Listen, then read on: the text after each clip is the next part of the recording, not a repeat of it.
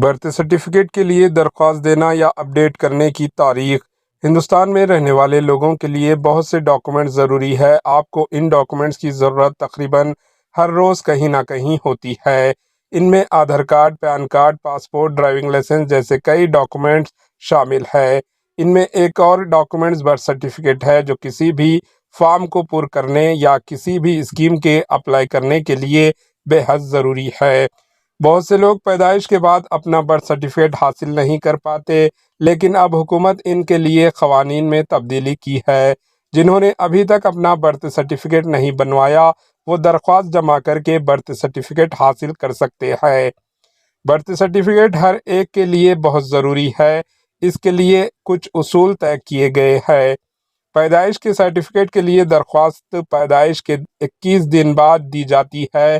اس کے بعد اگر کسی کو برتھ سرٹیفکیٹ کے لیے اپلائی کرنا پڑے، پھر آپ کو اس کے لیے اضافی فیس ادا کرنی ہوگی۔ اب مرکزی حکومت نے اس کے لیے قوانین میں تبدیلی کی۔ اب کوئی بھی اپنا برتھ سرٹیفکیٹ بنوا سکتا ہے۔ اس کے لیے 27 اپریل 2026 تک کا وقت دیا گیا ہے۔ اس مدت کے دوران کوئی بھی برتھ سرٹیفکیٹ کے لیے درخواست دے سکتا ہے۔ اس کے علاوہ کسی کے برتھ سرٹیفکیٹ میں اگر کچھ غلط معلومات درج ہوا ہو، اسے بھی درست کروا سکتے ہیں۔ اب حکومت نے برتھ سرٹیفکیٹ کے لیے آن لائن سسٹم تیار کیا ہے۔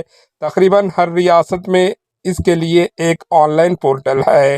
آپ وہاں جا کر درخواست دے سکتے ہیں۔ اس کے لیے درخواست ہندوستان کی حکومت کی سرکاری ویب سائٹ پر جا کر بھی دی جا سکتی ہے، لیکن اگر کسی نے 15 یا اس سے زیادہ عمر تک اپنا برتھ سرٹیفکیٹ نہیں بنوایا ہو، وہ local body, municipal, gram panchayat میں جا کر اپلائی کریں۔